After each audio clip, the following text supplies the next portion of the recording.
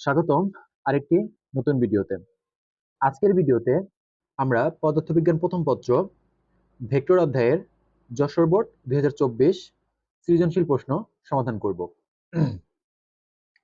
প্রশ্ন সমাধান পর্বে যাওয়ার আগে একটি গুরুত্বপূর্ণ বিষয়, যারা এখনো আমাদের ইউটিউব চ্যানেলটি সাবস্ক্রাইব করো নাই তারা অবশ্যই আমাদের এইচএসসি সায়েন্স কেয়ার ইউটিউব চ্যানেলটি সাবস্ক্রাইব করে রাখবে এবং এই একই নামে আমাদের একটি ফেসবুক পেজ আছে, সেই পেজটা ফলো দিয়ে রাখবা। আশা করি অবশ্যই উপকৃত হবে। তো যাই হোক, আমরা আমাদের প্রশ্ন সমাধান পর্বে চলে যাই। দেখো, আমি আজকের প্রশ্নটা এখানে লিখে রাখছি। এখানে একটা ও বিন্দুতে একটা বস্তু আছে, এই বস্তুর উপরে দুইটা বল আছে। দেখো, এইদিকে একটা বল, সেটা হচ্ছে 15 নিউটন, এবং আরেকটা বল এই দিকে, সেটা হচ্ছে 10 নিউটন। এই দুইটা বল দেখো, এই F1 বলটা এক্স অক্ষের নেগেটিভ দিকের সাথে 30 ডিগ্রি কোণ তৈরি করছে। কিন্তু আমরা কিন্তু এই টাইপের ম্যাথগুলা যখন করবা তখন অবশ্যই এক্স অক্ষের পজিটিভ ডিরেকশনের সাথে কত কোণ তৈরি করছে কোন একটা বল, সেটা জানতে হবে। তাহলে এটা যদি এই কোণটা 30 ডিগ্রি হয়, তাহলে এই কোণটা হবে 150 ডিগ্রি। ঠিক আছে? এবং F2 বলটা দেখো, এক্স অক্ষের পজিটিভ ডিরেকশনের সাথে 30 ডিগ্রি কোণ তৈরি করছে, এবং এটা কিন্তু এক্স অক্ষের পজিটিভ ডিরেকশনের সাথেই আছে। সো এটা নিয়ে আমাদের কোনো প্রবলেম নাই। কিন্তু এইটার ক্ষেত্রে, F2 এর ক্ষেত্রে এই কোণটা নেওয়া যাবে না, নিতে হবে এই কোণটা। ঠিক আছে? এটা নিলেও হবে, বাট আমরা সবসময় চেষ্টা করবো এক্স অক্ষের পজিটিভ ডিরেকশনের সাথে অ্যাঙ্গেলটা নেওয়ার জন্য। ওকে, সো এই হচ্ছে উদ্দীপক। এবং এখানে কিন্তু F1 এর মানটা দেওয়া আছে 15, F2 এর মানটা দেওয়া আছে 10 নিউটন। ওকে, প্রথম প্রশ্নটা আমাদের বলছে যে আয়ত একক ভেক্টর কি। দেখো, আমি একটু বেসিকটা আলোচনা করে নেই যে আয়ত একক ভেক্টরটা কি। আমরা সবাই জানি যে আমাদের যে কার্তেশীয় স্থানাঙ্ক ব্যবস্থা আছে, কার্তেশীয় স্থানাঙ্ক ব্যবস্থা মানে যেটা, যে ওয়াই অক্ষ, এক্স অক্ষ থাকে, দেন একটা জেড অক্ষ থাকে। এটা হচ্ছে মূলবিন্দু, এটা এক্স, এটা ওয়াই, এটা জেড। এই যে কার্তেশীয় স্থানাঙ্ক অবস্থায় তিনটা অক্ষ থাকে, এই তিনটা অক্ষ বরাবর আমরা তিনটা একক ভেক্টর চিন্তা করি। এক্স অক্ষ বরাবর আই চিন্তা করি, ওয়াই অক্ষ বরাবর জে চিন্তা করি, এবং জেড অক্ষ বরাবর কে চিন্তা করি। ঠিক আছে? এই যে তিনটা ভেক্টর বরাবর, তিনটা অক্ষ বরাবর তিনটা ভেক্টর চিন্তা করলাম, এই যে আই জে কে তিনটা ভেক্টর চিন্তা করলাম, এই তিনটা ভেক্টরকে আমরা বলতেছি আয়ত একক ভেক্টর। তাহলে আমরা ডেফিনেশনটা কিভাবে লিখবো? দেখো, এইভাবে আমরা ডেফিনেশনটা লিখে ফেলবো। দেখো, এটা হচ্ছে আমাদের ক নাম্বার। তাহলে আমরা এইভাবে লিখবো যে কার্তেশীয়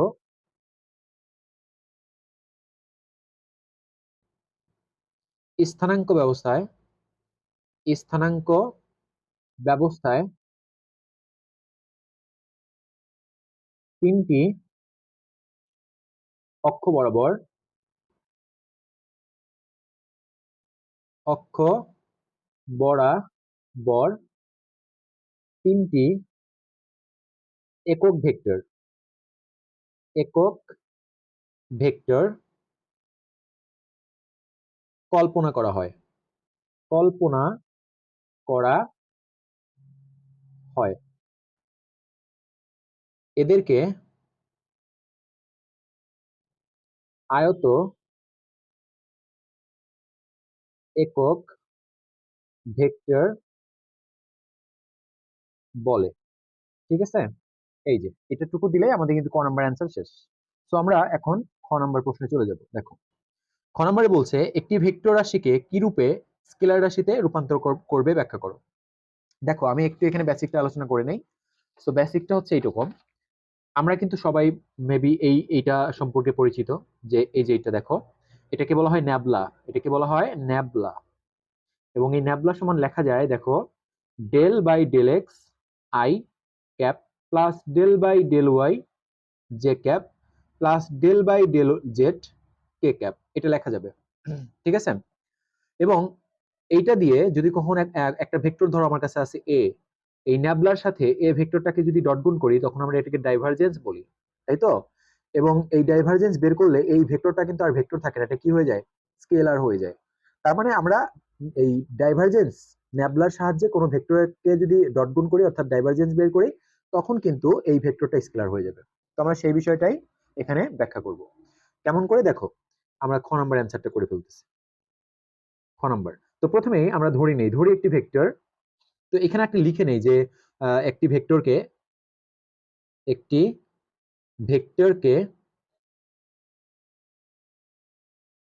ভেক্টর এর ডাইভারজেন্স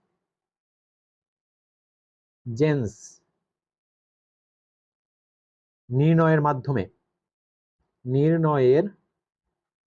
মাধ্যমে ভেক্টরটিতে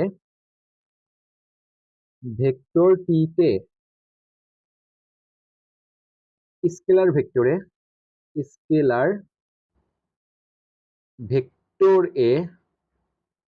রূপান্তর করা যায়। ওকে, আচ্ছা, তো এখন আমরা এখানে একটু ব্যাখ্যা করব। ব্যাখ্যা করার জন্য ধরি এ vector is equal to axi plus ayj plus azk। তো সুতরাং আমরা যদি ন্যাবলার সাথে ডাইভারজেন্সটা বের করি, সুতরাং এই যে ন্যাবলা ভেক্টর নিলাম ডট এ ভেক্টর নিলাম, তো এটা যদি বের করি দেখো এটা কিন্তু ডাইভারজেন্স। তো এটা বের করলে আমরা জানি nabla equal to del by del x i cap plus del by del y j cap plus del by del z k cap. Then হচ্ছে আমাদের এই ভেক্টরটা কত? এই ভেক্টরটা হচ্ছে x i cap a y j cap plus a z k cap. তো এখানে আই এর সহগ হচ্ছে এক্স, তাহলে del by del x into x plus del y into a y. কেন হচ্ছে এরকম? আমরা জানি আয়ের সহগের সাথে আয়ের সহগ গুণ করতে হয়, ডট গুণ মানে তো এটা ডাইভারজেন্সে কিন্তু ডট গুণ করছি আমরা, তো ডট গুণ মানে হচ্ছে আয়ের সহগের সাথে আয়ের সহগ, জের সহগের সাথে জের সহগ প্লাস কে এর সহগ যেটা del by del z into a z এইটা।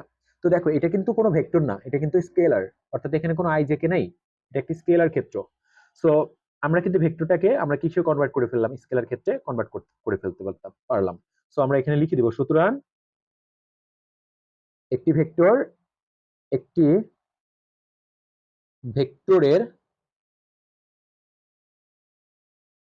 ডাইভারজেন্স নির্ণয় করলে ভেক্টরটি স্কেলার রাশিতে রূপান্তর হয়ে হয়ে যায়। ঠিক আছে, এই যে এটা হচ্ছে ব্যাখ্যা করা হলো। সো আমরা ব্যাখ্যা করে দিলাম। ঠিক আছে, এইটুকু দিলেই কিন্তু তুমি খ নম্বরের টোটাল অ্যান্সার মার্কসটা পেয়ে যাবে। দেখো এরপরে আমাদের পরের প্রশ্নে চলে যাব আমরা। আমাদের গ নাম্বার প্রশ্নে কি বলছে দেখি আমরা একটু। দেখো আমাদের গ নাম্বারের প্রশ্ন এখানে বললো এফ ওয়ান এর ভেক্টর রূপ নির্ণয় করো। কি বলার চেষ্টা করছে একটু বোঝো।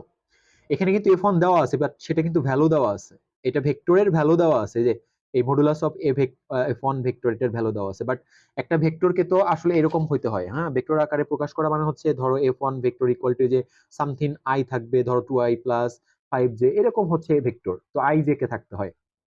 কিন্তু এখানে এফ ওয়ান যেটা আছে এটা কিন্তু শুধুমাত্র ভ্যালু আছে, কোনো আই জে কে নাই। আমাকে এফ ওয়ান এর ভেক্টর রূপ প্রকাশ করতে নির্ণয় করতে বলছে, মানে কি এফ ওয়ান কে ভেঙে এই 15 কে ভেঙে আই এবং যে আকারে যোগ করে বা বিয়োগ করে লিখতে হবে। ঠিক আছে, সো এটা আমরা বের করব। এখন এটা বের করার জন্য একটু লক্ষ্য করো যে এফ ওয়ান ভেক্টরটা আমার কিন্তু এখানে কোনো এই যে চিত্রটা দেওয়া আছে, এখানে কিন্তু শুধু এক্স অ্যাক্সিস এবং ওয়াই অ্যাক্সিস আছে, কোনো জেড অ্যাক্সিস নাই। তার মানে বোঝা যাচ্ছে যে আমার এই যে এফ ওয়ানটা শুধুমাত্র এক্স এবং ওয়াই তলেই অবস্থান করতেছে, অর্থাৎ এটার কোনো ওয়াই জেড অক্ষর বরাবর কোনো উপাংশ নাই, মানে কে এর কোনো অংশ এর ভিতরে এই এফ ওয়ান এর ভিতরে নাই। এফ ওয়ান এর ভিতরে শুধু থাকবে কি আই এর অংশ থাকবে এবং ওয়াই এর অংশ মানে জে এর অংশ থাকবে। এই দুইটা উপাংশ বের করলে হবে, এবং আমরা জানি আই এবং ওয়াই কিন্তু পরস্পর লম্ব। তার মানে আমরা এই এক্স অক্ষ বরাবর মানে আই আনুভূমিক উপাংশ বের করবো এটার, এবং এটার উলম্ব উপাংশ বের করবো মানে ওয়াই অক্ষ বরাবর উপাংশ মানে জে এর যেটা আনুভূমিক উপাংশ বের করে তার সাথে আই গুণ করবো, এবং উলম্ব উপাংশ বের করে তার সাথে আনুভূমিক উপাংশ বের করে তার সাথে আই গুণ করতে হবে, এবং উলম্ব উপাংশ বের করে তার সাথে যে গুণ করতে হবে, গুণ করে তারপরে তাদেরকে যোগ করে দিলেই কিন্তু আমি এই ভেক্টর রূপটা পেয়ে যাবো। তো আমরা এখন ভেক্টর রূপটা বের করে ফেলি। দেখো আমাদের গ নাম্বার প্রশ্ন, তো গ নাম্বার প্রশ্নটা আমরা করতেছি। তো এখানে কিন্তু আমরা লিখি যে এফ ওয়ান ভেক্টর এর আনুভূমিক উপাংশ উপাংশ সেটাকে এফ এক্স ওয়ান ধরলাম, আমি এটাকে এফ এক্স ওয়ান ধরলাম, যেহেতু এফ ওয়ান এর আনুভূমিক উপাংশ। তো সেটাকে আমরা লিখতে পারি কি, দেখো আমরা কিন্তু আনুভূমিক উপাংশ সবাই জানি যে আর কস থিটা, মানে আর বলতে যে যার যার উপাংশ বের করতেছি, এখানে কার উপাংশ বের করতেছি, এফ ওয়ান এর। তো এফ ওয়ান কস থিটা। দেখো এফ ওয়ানটা এক্স অক্ষের পজিটিভ ডিরেকশনের সাথে যে কোণটা তৈরি করছে সেটা এখানে থিটার জায়গায় নিতে হবে। তো যে আগেই বলছি যে এফ ওয়ানটা কিন্তু এক্স অক্ষের পজিটিভ ডিরেকশনের সাথে 150 ডিগ্রি কোণ তৈরি করে। আমাদের এটা নিলেও চলতো, বাট আমরা এটা নিলে ভালো হবে, এক্স অক্ষের পজিটিভ ডিরেকশনের সাথে সবসময় নেওয়ার চেষ্টা করব। তো এখানে কিন্তু আমাদের কত আসবে দেখো, এফ ওয়ান এর ভ্যালুটা হচ্ছে 15 কস, এবং থিটার ভ্যালু এখানে 150। তো আলটিমেটলি আমাদের এখানে ভ্যালুটা আসবে কত দেখো, 15 দেন কস 150, এখানে আসতেছে মাইনাস মাইনাস 12.99, এটা আসতেছে এত নিউটন। এরপরে দেখো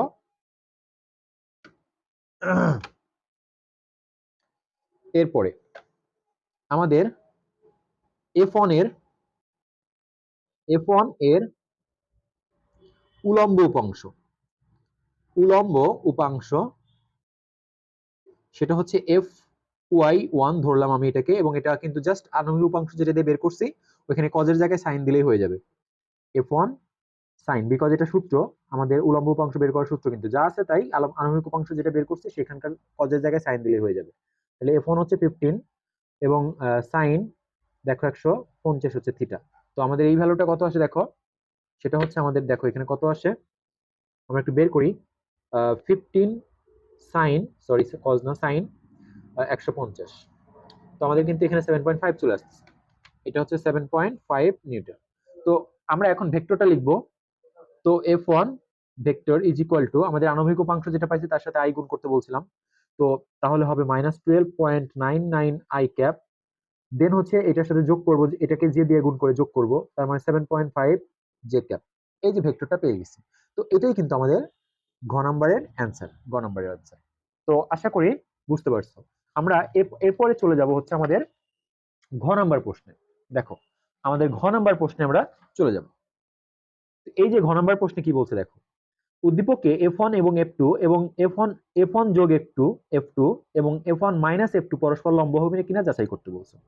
মানে এখানে এই যে F1 প্লাস F2 এই ভেক্টরটা আমরা কিন্তু এখনো জানি না, এবং F1 মাইনাস F2 এই ভেক্টরটা আমরা জানি না। এই দুটো ভেক্টরকে ডট গুণ করলে যদি শূন্য আসে তাহলে তারা পরস্পর লম্ব হবে, শূন্য না আসলে লম্ব হবে না। কিন্তু আমরা ডট গুণ যে বের করবো, আমরা কিন্তু এখন F1 প্লাস F2 ভেক্টরটা জানি না, F1 মাইনাস F2 ভেক্টরটা জানি না। আগে আমাদের এই দুইটা ভেক্টর বের করতে হবে। এখন F1 কিন্তু আমরা অলরেডি গ নাম্বারে পাইছি, দেখো F1 কিন্তু অলরেডি গ নাম্বারে পাইছি। এই যে এখন এই F2 ভেক্টরটাও যদি আমি বের করে ফেলতে পারি, বিকজ F2 ভেক্টরের কিন্তু ভেক্টরটা নাই, মান আছে। তো যে প্রসেসে আমি F1 বের করছি ওই একই প্রসেসে F2 টা বের করে ফেলবো, করে F1 আর F2 যোগ করলে আমি এই ভেক্টরটা পেয়ে যাব, এবং F2 আর F1 আর F2 বিয়োগ করলে আমি এই ভেক্টরটা পেয়ে যাব। তারপর ওই দুটো ভেক্টরকে ডট গুণ করে দেখবো শূন্য আসে কিনা। আশা করি প্রসেসটা বুঝতে পারছো। তো আমরা এখন এই প্রসেসটা অ্যাপ্লাই করি। তো এখন দেখো আমরা F2 টা ভেক্টর আকারে প্রকাশ করি। সো এটা ঘ নাম্বার প্রশ্ন।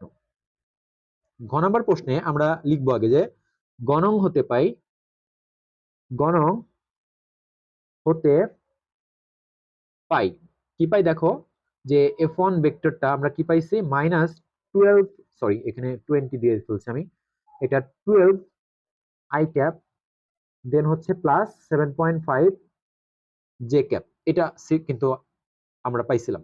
এখন দেখো এখান থেকে আমাদের F2 ভেক্টরটা বের করবো আমরা। তো F2 ভেক্টরের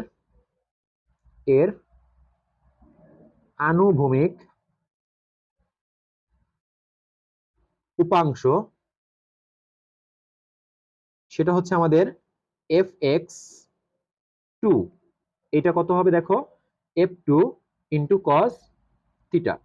তো f2 কিন্তু আমরা পাইছি যে দেখো f2 এর ভ্যালু কত দেওয়া ছিল আমাদের, f2 এর ভ্যালু কিন্তু ছিল আমাদের 10, তাহলে 10 এখানে, দেন হচ্ছে cos, এবং f2 ভেক্টরটা x অক্ষের সাথে কত কোণ তৈরি করছে দেখো, আমাদের এখানে কত কোণ তৈরি করছে দেখো, 30 ডিগ্রি কোণ। আমরা জানি x অক্ষের পজিটিভ দিকের সাথে অ্যাঙ্গেলটা নিব, তো এখানে 30 ডিগ্রি হয়ে যাবে, এখানে 30 ডিগ্রি।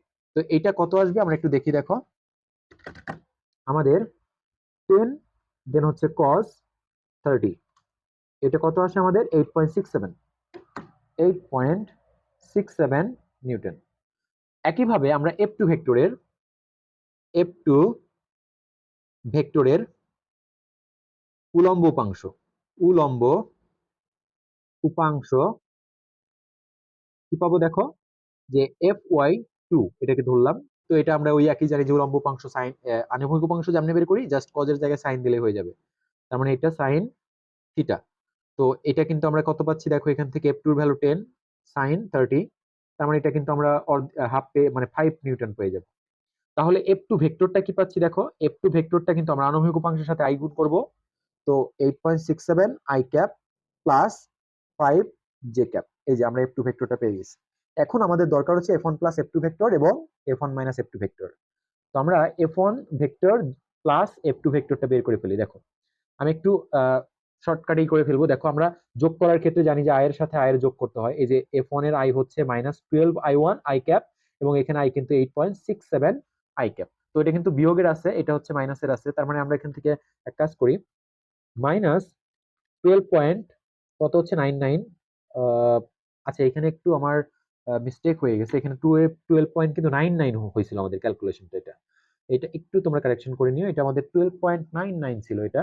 হ্যাঁ 12 পয়েন্ট, দেখো এই যে গ নম্বরে যেটা করছিলাম আমরা 12.99 ছিল। তো আমি একটু লিখতে ইয়া করে ফেলছি, এখানে 12.99 হবে। হ্যাঁ আমি একটু কেটে দিয়ে নিচে লিখে ফেলি, -12.99 আই ক্যাপ ছিল, দেন হচ্ছে +7.5 জে ক্যাপ। তার মানে এই যে মাইনাস মাইনাস তোমার হচ্ছে 12.99 এর সাথে যোগ করব আমরা কত, আমাদের এখানকার আই হচ্ছে কত 8.67, 8.67 তো এটা যোগ করলে আমাদের আসতেছে -4.32। তো -4.32 এটা আই। দেন হচ্ছে দেখো এখানে জে এর আছে কত, F1 এ জে আছে হচ্ছে 7.5 এবং F2 তে জে আছে হচ্ছে 5। তো দুটোই যোগ আছে, কিন্তু যোগ করলে হবে হচ্ছে 12.5 জে ক্যাপ। এই যে আমরা F1 প্লাস F2 পাইছি। আবার F1 মাইনাস F2 এই ভেক্টরটা কি হবে দেখো, এবার কিন্তু আমরা বিয়োগ করব, তাহলে এটা কিন্তু বিয়োগই আছে, আর এটা বিয়োগ করলে প্লাস ছিল, বিয়োগ করলে চিহ্ন পরিবর্তন হবে। তার মানে এইটা মাইনাস 12 অর্থাৎ 12.99 এটার সাথে যোগ করব হচ্ছে 8.67। তো 21.66 মাইনাসের হবে 21.66, এটা হচ্ছে আই ক্যাপ। দেন হচ্ছে এখানে আছে জেড আছে 7.5, আর এখানে কিন্তু এটা মাইনাস হয়ে যাবে 5, তার মানে এখানে থাকবে হচ্ছে প্লাসের, যেহেতু এটা বড় 2.5 জে ক্যাপ, এটা থাকবে। তো এই দুইটা ভেক্টর কিন্তু আমরা পাইলাম। এরপরে আমাদের দেখতে হবে, এই দুইটা ডট গুণ করে দেখতে হবে এটা শূন্য আসে কিনা। তো আমরা এখন এটা ডট গুণ করে ফেলবো। দেখো তো আমরা এখন ডট গুণ করে ফেলি, যে F1 সুতরাং F1 vector plus F2 vector, এটার সাথে ডট গুণ করব কাকে দেখো, F1 vector minus F2 vector. এই ডট গুণ করলে আমরা কিন্তু জানি যে ডট গুণ মানে হচ্ছে কি, আয়ের সহগের সাথে আয়ের সহগ গুণ করতে হয়। একটু খেয়াল করো এই পাশে দেখো, এখানে আয়ের সহগ হচ্ছে -4.32, এখানে আয়ের সহগ হচ্ছে 21.66। তো আমরা যদি গুণ করি দেখো, মাইনাসে মাইনাসে প্লাস হয়ে যাবে, আর 4.232 গুণন হচ্ছে তোমার 21.66 গুণ করলে আমাদের আসতেছে 93.57। এখানে আমাদের 93 তার মানে আমি একেবারে করে দিলাম 93.57। দেন হচ্ছে দেখো 57, এরপরে দেখো আমার এখানে 12.5 আর এখানে হচ্ছে যে সহগ কত 2.5, এই দুটাই যোগ, তার মানে 12.5 গুণ হচ্ছে 2.5 আমাদের আসতেছে 31.25। 30 এখানে আসবে, তাহলে তাহলে কত দেখো যোগ 31.25, এই 31.25 এর সাথে আমরা হচ্ছে যোগ করব কত 93.57। এই দেখো কত আসলো আমাদের 124.82 এত আসতেছে। এটা কিন্তু জিরো না, নট ইকুয়াল টু জিরো। তাহলে আমরা লাস্টে লিখে দিব, যেহেতু যেহেতু F1 vector F1 plus F2 vector in dot F1 vector minus F2 vector is not equal to শূন্য, সেহেতু ভেক্টর দুটি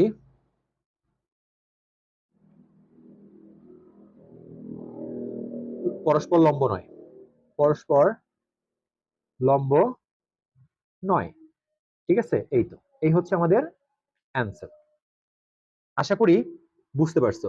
আর যদি কোনো প্রবলেম হয় তাহলে অবশ্যই আমাকে কমেন্টে জানাও, আমি তোমাদের যথা সাধ্য চেষ্টা করব আমি এটা ব্যাখ্যা করে বুঝিয়ে দেওয়ার। আর দেখা হচ্ছে পরবর্তী আর অন্য কোনো একটা প্রশ্ন সমাধান নিয়ে। সে পর্যন্ত সবাই ভালো থাকো। আল্লাহ হাফেজ।